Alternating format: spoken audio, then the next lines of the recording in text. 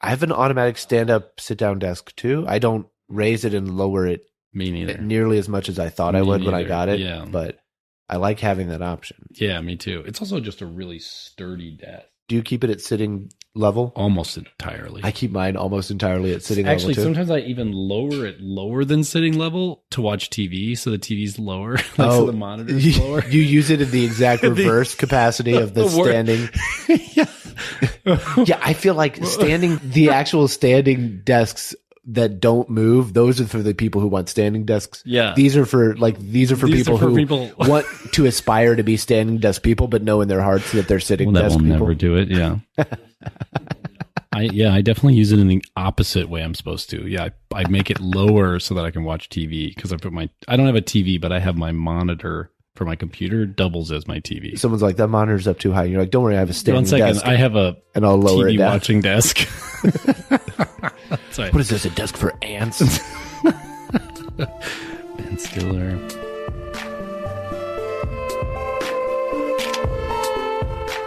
Let's talk about old politicians. This is in the news right now. Yeah, I thought I'd do something timely. Not old-timey politicians who are like, hello. I need your vote, sir. Come Get over out here. there. I got this broom because we're going to clean up. We're going to reform. No, you're talking about people who are advanced in years. Yeah. Okay. And I have the greatest appreciation for people of older years. You know, not only do I appreciate them for their perspective and their wisdom and their kind of time traveler nature, that they can like tell us about times that we can't be in. But I myself personally like getting older. I like it. I feel like I'm happier. I understand things better. Okay. Like I think the whole cult of youth that we have is insane. Just stupid. I think we should be much more like excited about old people and much more like, you know, but at the same time, I believe in youth rights. So I want to extend franchisement. I want to help. I don't want to block youth from participating. I just want everyone to be like part of the same awesome party of society that we have. Right. You know, so instead of saying, oh, young people are dumb, no, old people are dumb. It's like, no, neither are dumb. They both make mistakes in certain ways. Anyways, so universalist here. Well, okay. Yeah, so far I've liked all the ages that I've been. They've been good and exciting. And but there is a thing about being in like your early 20s where you're kind of like, why doesn't everyone live like this? And then you get older and you're like, oh, I kind of understand why everyone doesn't. No one doesn't. Or whatever. You know, you just gain more ripe understanding as you get, and hopefully don't get curmudgeon-y. Although the old, you know, the really old people who are like old grumps, they're useful too sometimes. They're useful to just tell it how it is and just be like, I'm going to tell you. You know, that's Bernie Sanders' whole thing. He's like, I don't care. I'm just going to tell you right now. And then he just does his old man thing that he probably couldn't get away with if he was like 25. People would be like, I'm not listening to you or whatever. Right. That's true. He does get some gravitas from being older. Yeah. I mean, it's a free society. So yeah, be grumpy or be not. I've also met a lot of grumpy 25-year-olds. I mean, I don't know. I think grumpiness is evenly distributed through the population. It's just maybe when they're older, we recognize it because we have the stereotype, you know? I've met really sweet old people too who are not grumpy. So, I mean, I don't know, maybe that's just a stereotype, but I think, so here's the thing. So, but there's in the news, right? We got Feinstein and but I mean, no matter when anyone's listening to this, there's going to be older politicians and they're going to be, and the question is always like, are they like, you know, cognitively capable? That's one question. The other question is just like, is it beneficial to democracy to have like turnover? Like, this is kind of like term limits, right? But it's sort of trying to do like an age-based term limit. So like, what if you were elected? What if you were elected for the first time when you were 80? Should there be a limitation on that? Or should there just be a limitation on someone who's been in Congress for 30 years? Like, should there be, you know what I mean? Yeah. I feel like the person who's been in Congress for 30 years is someone who's more of a problem to me than someone who's just getting in there at 80 and being like, I want to try this out. Yeah. The longer you're there, the more connected you get. Exactly. And the more I worry about where your true loyalty lies or whatever. Right. Also, the longer you're there, the less an election feels fair because your name recognition versus whoever is trying to go against you. Right. It's you have an automatic advantage. You have this like home field advantage that's really hard to overcome. And that's why like you get people who have been senators in one spot for 30 years, and they're not going to get voted out unless they do something horrendously bad and lose popularity, or they just decide to retire. They go, I don't want to do it anymore. Yeah. And when you get to that age and you're just kind of on autopilot and you're making a bunch of money from whatever sources, it's rare to kind of do that. Right. And you kind of just run it till the wheels fall off, which is what we see and what people are kind of complaining about. Be like, hey, have the good sense to step down before the wheels are off or whatever. And other people are saying, hey, don't get in anyone's business. And it's a whole thing, you know? Yeah, I think probably, maybe I'll just preface this solution, which I do have a solution prepared about this, but I'll preface it by saying this podcast is about new ideas. And so I think probably the actual solution is like term limits for Congress people and senators, but that's not a new idea. So I'll propose a new idea, which is no one can serve in, let's make a law, which of course is totally imaginary because you'd have to pass a law, but let's just say we have the power, but no one's ever proposed this. This is a new idea. Let's make it so that no one can serve in public office if they are older than the life expectancy as published by the Surgeon General every year. Every year there's an official, report of the life expectancy. Okay, if you're over that number, you can't run again. I mean, you could kind of finish out your term over that number, but you can't run an election and be elected if you're over the life expectancy of an American. Surgeon General comes out, just as I'm spitballing, they go 76. The average American lifespan is 76. Like that, yeah. And so you're rocking along as a senator. You've been getting re-election. You got elected at 72. Sweet. The next one comes up and you're 78. And no dice. You're going to be forced into retirement. You're over the 2023 the average death age of the average American. So it's not about cognition. It's not about power. It's just, guess what? The average American only lives so long. You're over that age, and we just arbitrarily decided that that's the end of the road of your political life. Being pre-ghosted before you're an actual ghost. Yeah, then you'll become a real... That's sad. You'll be soon to be real ghosted. Should that be the new word for dying? Just ghosting? Dude, I ghosted. I ultimate ghosted. He ghosted on us. Oh, I'm so sorry. I'm so sorry. My grandpa, he ghosted us. Oh, wait, what? Like the old people trying to retake it from the young, like the young slang that's already been... They're like, he ghosted me, and like, oh, I'm so sorry. Oh. No, the other one, the young version. The young version. He just left. Oh, well, then I'm mad about it. Stop talking to me. Oh, okay. They have a war of words. He ghosted me? God, I hope he ghosts.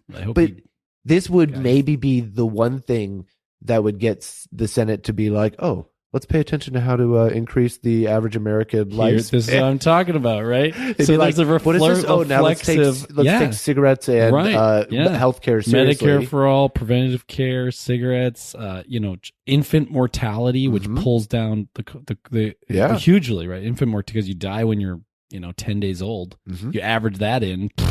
It drops it by years, right? Even though it's only a small number of people. Because someone has to live to be like 102 to balance it out or whatever. And it's just not. Yep, exactly. So that would make it so there was an intrinsic connection. It's wild that this would have to be what incentivizes exactly. Isn't that crazy? To, but it's true. Work the opioid for crisis. The Americans. The opioid crisis has dropped in recent time. This is part of the reason I had this idea. Is in recent people may not know this. You probably do, but in recent times.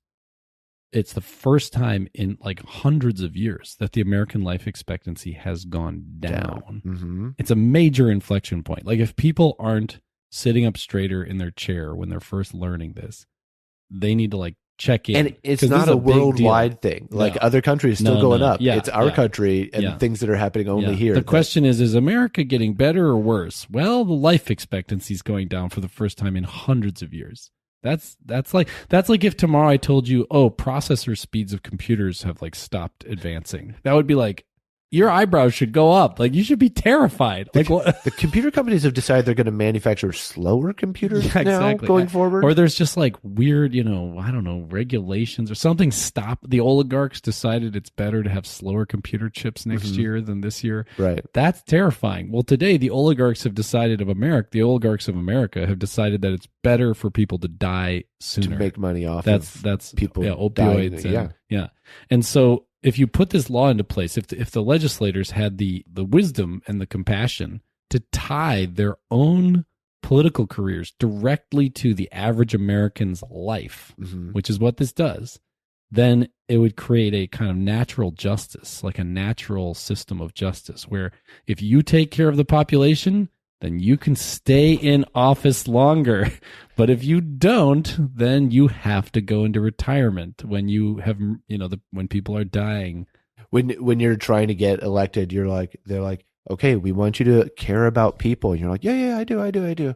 But then when you get in there, you don't actually until it's time to be, you're at the end and you're like, oh, I actually do. Now it affects me. I really do. And you get, instead of people coasting at the end of their Senate runs, they're like, actually active now to be like, we gotta up this life expectancy, at least like another year and a half. I mean, gun violence, killing kids, right? The biggest killer of children of 18 and below, of minors, is guns. That's really when sad. Those kids die. That's so sad. But here's the thing: we are, conscientious people who care about children dying. But if you're some like right-winger gun nut who cares more about like the ability for like crazy people in the woods to have like 30 ARs or 19s, then you do care about like teenagers and kids dying with guns, then the politicians are going to start siding with people who are going to lower the gun violence for children,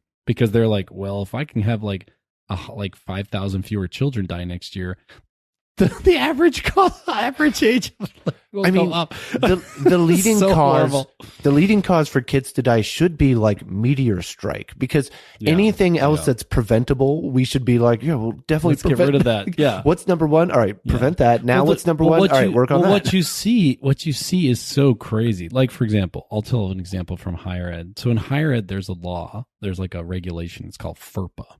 And it's a privacy regulation. Great name. Yeah, it's like FUPA. It's the privacy regulation that's sort of like equivalent to HIPAA in healthcare. Okay. Which I am unfortunately a HIPAA expert. I worked as a consultant in healthcare and had to learn all about HIPAA. So FERPA basically is this regulation, and I'll just let everyone know about HIPAA so that because there's a huge myth in America that like your health data is somehow protected or like immune or like you own it. All of that is false. Okay. Your health data is like water through a sieve. Your health data goes to anyone who asks it from your hospital, and then your hospital decides to give it to them. And then as soon as it's in their hands, they can do literally anything they want with it. They can sell it. They can do anything. They can. Your name is on it too. That's the way it works. Anyways, that's how HIPAA works. So HIPAA is not an immunity, it's a process. And the process is to give you a release of information. You have to release it.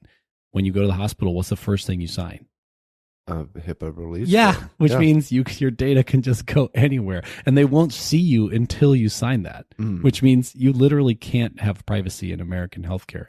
Well, you can, but you have to pay cash.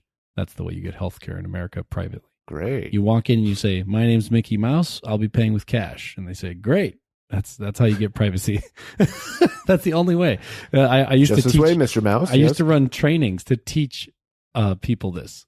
Really? I taught hundreds of people how to be anonymous in healthcare. The idea that I had thought of was like HIPAA is this force field that protects your information from anyone who's not your doctor and you. No, and that's not. You're telling me that's completely off. Absolutely not. I am a 100% expert in HIPAA. I'm not a lawyer, but I don't have to be a lawyer.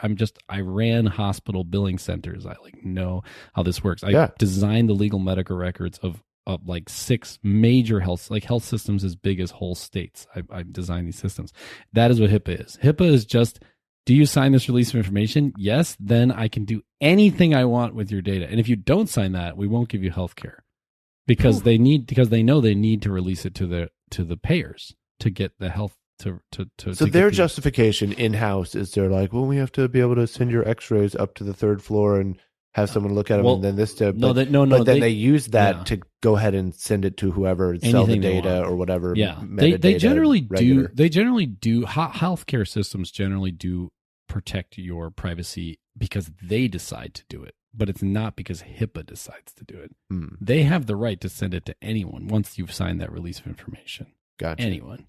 But they generally don't, just because they're just being smart. This is another reason to have Medicare for all, actually, because if you have Medicare for all, the only payer is the federal government, which means you can say, yeah, you absolutely have privacy and own your own healthcare data, because the only people we're going to send it to is the federal government, and they'll keep it private too. They're not going to publish or use your data in some because they're the government. Well, I imagine my doctor is using my my medical data in a bragging capacity. They're getting on a Zoom call. They get all their other doctors get on the Zoom call with me. They get on there look at this blood work. Look at this guy. Oh my God. Look at how amazing this is. Look at this guy. Have you ever seen such great blood? He's been getting plasmapheresis. Oh, he's so good. He's eating so many Reese's. Works. We had to kill a lot of mice. But no, but I imagine they're bragging, and that's how they're using it. They're look at these cholesterol levels. Look at these levels, man. Look at these platelets. And other doctors are like, man, you're so lucky. Man, I wish that guy. Cards. They're like, I'll trade you. I wish that was my patient. You're so lucky. I'll trade you 2 triathletes for 1 Scot. Where do you live? Can you get them to move to Seattle, like the person that's over there? And your blood thing is like a all shiny and holographic, like a cool baseball card. Yeah, this collector's edition, chromium Scott slide, Maupin's blood slide. Fine, they're probably not doing that with my. Okay, so wait, I'm going way off the track. So HIPAA does not protect your health data. No, your health data is effed. Just so you know that. Sweden has total health protection data immunity. You own your health data. It's completely immunity. If your health data was on the street, in a folder, and someone picked it up and looked at it, it would be illegal for them to know anything about you. The government would protect that folder. You'd have to Men in Black them with a little. Yeah, you'd have to come look right here. We're gonna do a little eye exam. Forget everything you read in that folder that was just randomly on the street. Yeah, and they're all doing it in Sweden, so it's a Swedish eye exam. Oh, sorry, we lost all our Swedish listeners now. You wake up in an IKEA in a really comfortable bed, but people are walking around and you have free healthcare, checking your stuff out. Yeah, and great public transit. I mean, worst places to wake up, I guess. Yeah, it's a good spot. You wake up in Stockholm. This is great. Everyone's beautiful and 9 feet tall. But yeah, so HIPAA's fake. But there's an equivalent rule in higher ed called FERPA. Mm-hmm. And FERPA, not Furby or FUPA, but FERPA. FERPA. Yeah. And FERPA is the protection of your data for higher ed. Way less important, obviously, because your higher ed information is less important than your health data. Yeah, probably. Yeah. Less sensitive. But it's still there. Okay, so the reason this whole thing, and I've been in I cannot tell you how mind-numbingly stupid the meetings I've been in about FERPA have been for my career in higher ed, but many dozens of hours of mine alone have been completely wasted talking about FERPA. And anyways, so this is not something that no one talks about. It's things that people talk about. And the only reason this FERPA law exists is because one girl, and this is sad, she was preyed upon by some person, and they called her college and said, oh, I'm friends, I'm the cousin of this girl, what's her address? And they gave some random man, a predator, her address, and he killed her or whatever. And it's obviously horrible.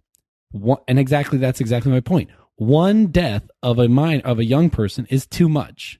And so we have an entire regulatory system that hundreds of thousands of hours and however many meetings every year, huge multi-billion-dollar colleges have to do this regulation because one girl was injured, was hurt and killed by this horrible thing. Yeah. Okay, gun violence kills. Yeah, more minors, and we're just nope, not even background checks, not even common sense, just take the edge off regulations. It's really nuts.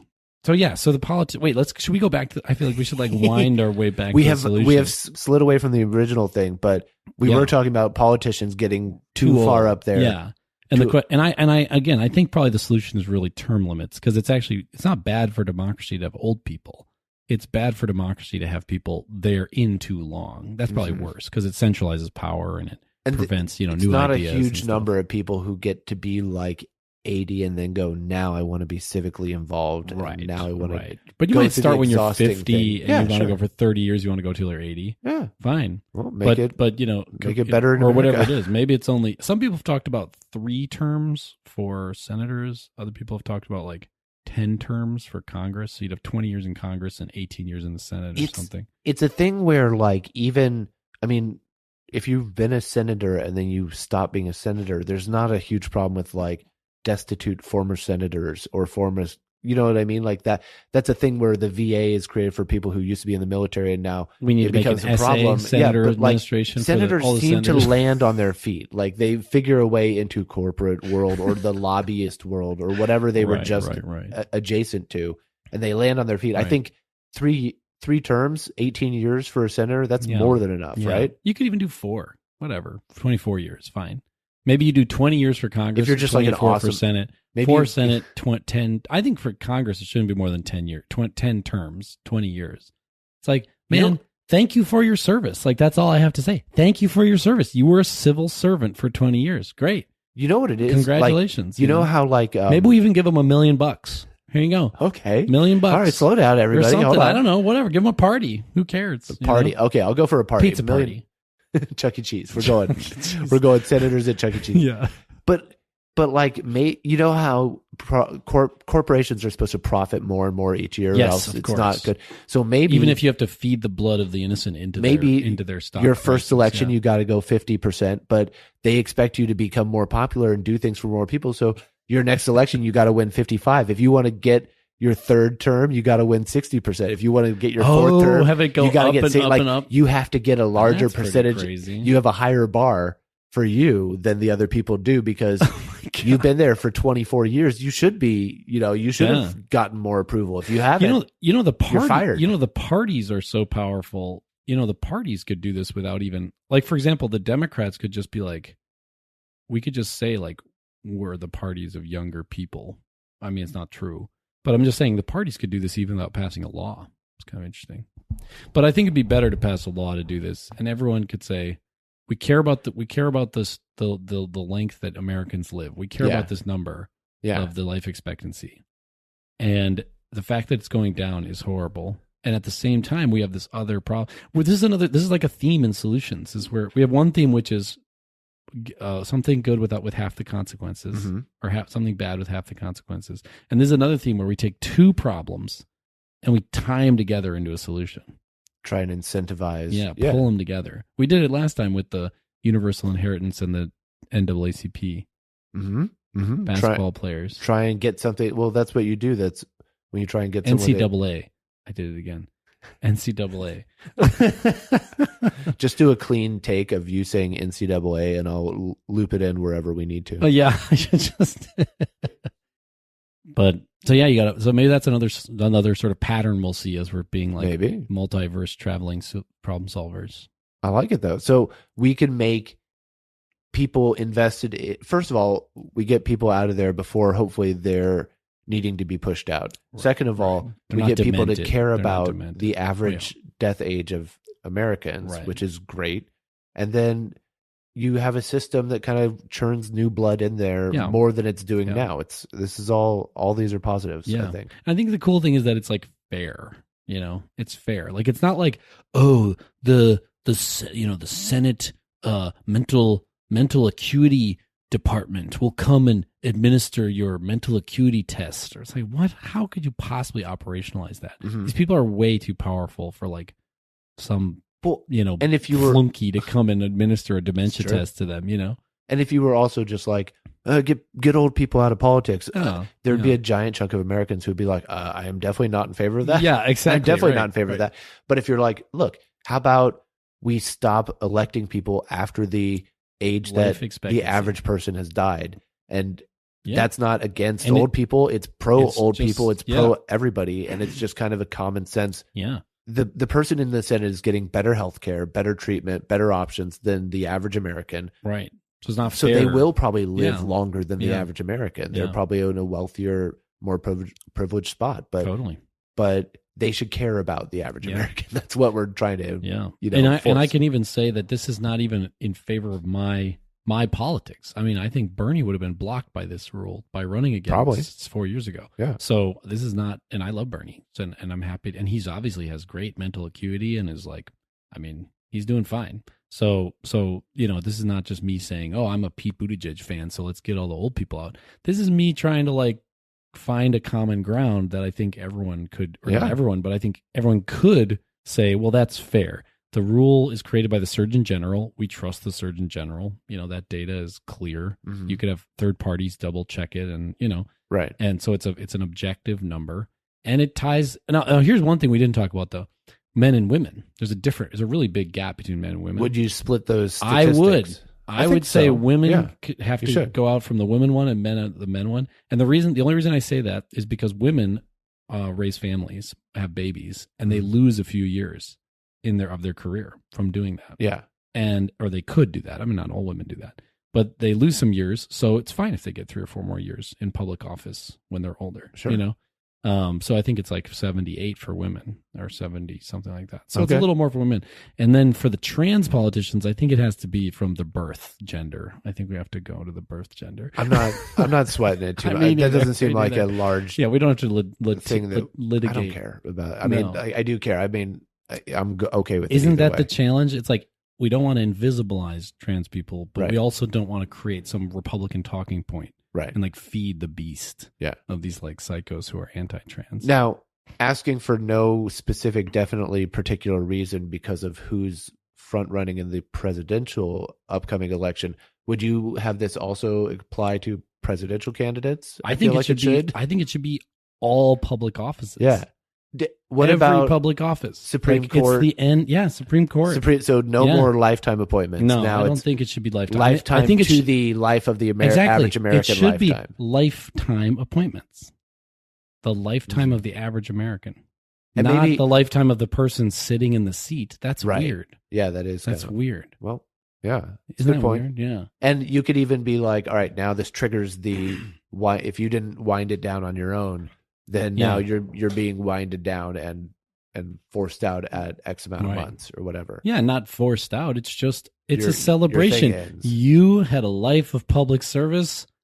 Your life of public service is over. Yay! It's like getting to be a billionaire. Like, I don't think there should be billionaires. I think you should be taxed 100% of every dollar you have over $1 billion.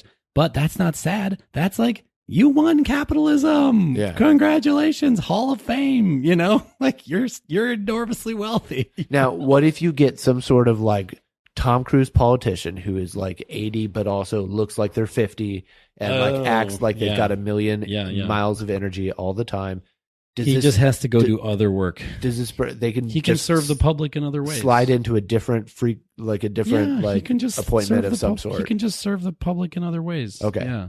Or he can do a true like Tom Cruise in like a movie thing, and he can like change his identity and then put his birthday back 20 years. Secretary of Anti-Aging in charge of. That's right, dude. Think how fast we'd get anti-aging department. We'd get a department of anti-aging immediately. I don't know. Ray Kurzweil has been like working on that. He seems like a smart guy, and he doesn't seem to have solved it yet. People are still getting older and dying. I don't know. I don't think so, man. I think that's a matter of perspective.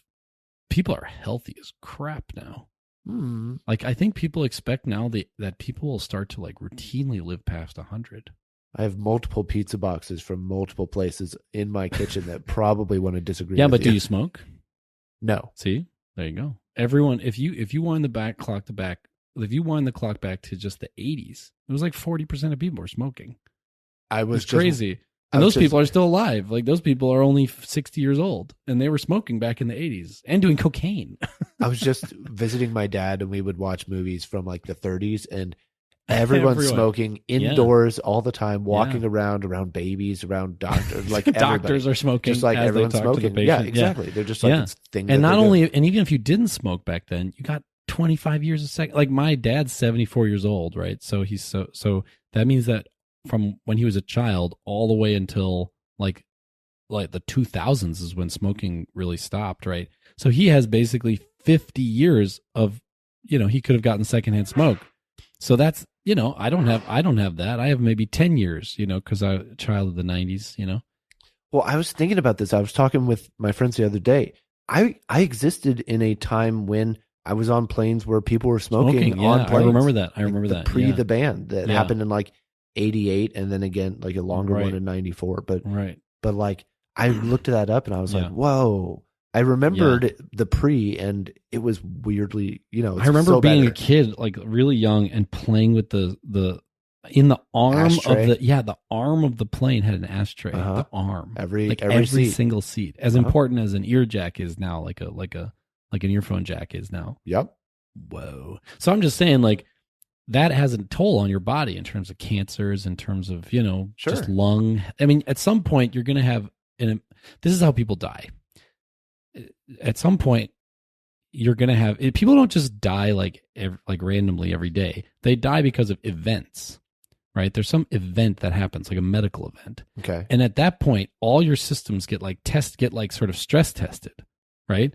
So if you have, damage to those systems, then when the next stress test happens, one of your organs gives out. And if your organ gives out, you're pretty much going to die. Like if your liver gives out, you're going to die. If your kidneys give out, you're going to die. And your lungs give out, you're going to die. Heart gives out, you're going to die. So it's really a question of like, if you're so much healthier, then those stress tests, people are going to survive more and more of those stress tests and have fewer of them because they're healthier overall. So I don't know. I think if the Senate, the real problem is children dying, suicides, which they did launch the suicide hotline. We can do like a little PSA. Mm-hmm. Yep, it's you dial 988 now. I know. It's from anywhere in the United States, anywhere. Yeah, man, this episode's been like slip slide. This has been probably the most tangential episode we've had. But the main thing is we want people to not stay in politics until they're unfunctional. Yeah, we want a mechanism to motivate them out in a positive way and motivate them to work for the population. I like this. In a positive way. This turn of the word lifetime.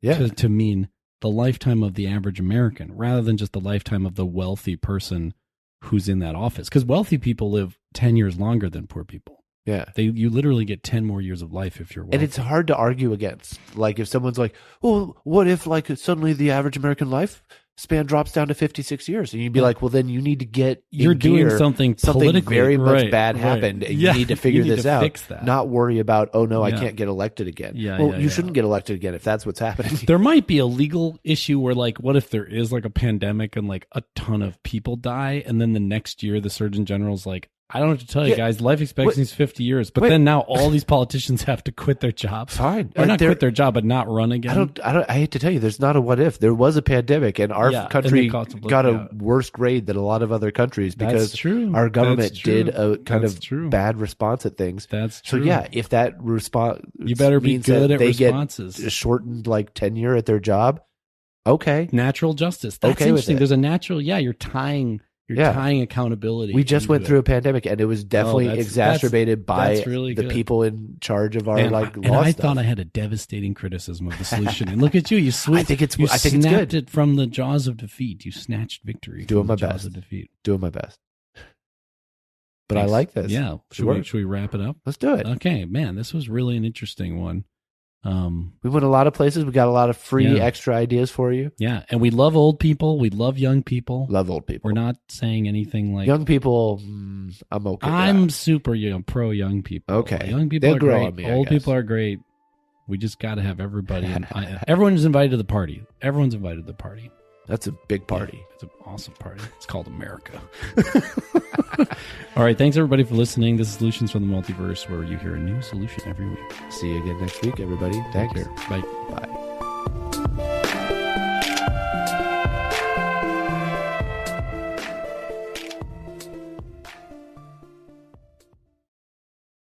Hey there. Thanks for listening to that episode of Solutions from the Multiverse. Yeah, we're back with a little after roll. Hello. Hey, after roll. Roll that after roll. So basically, we want you to subscribe. Yeah. And rate and review and tell someone, like take your favorite solution and send it to someone who you think would like blow their mind to hear it. Yeah. We love making the show. We're proud of it. And we're excited. We want other people to show. We know that the main way people find podcasts is word of mouth. I know that's true for me. I listen to my friends who also listen to podcasts tell me about ones, and I go, okay, I'm cluing into that. So we want to be part of that chain. So thanks for being a part of Solutions. Yeah. Thanks for joining us, and we'll see you again real soon. Bye. Bye.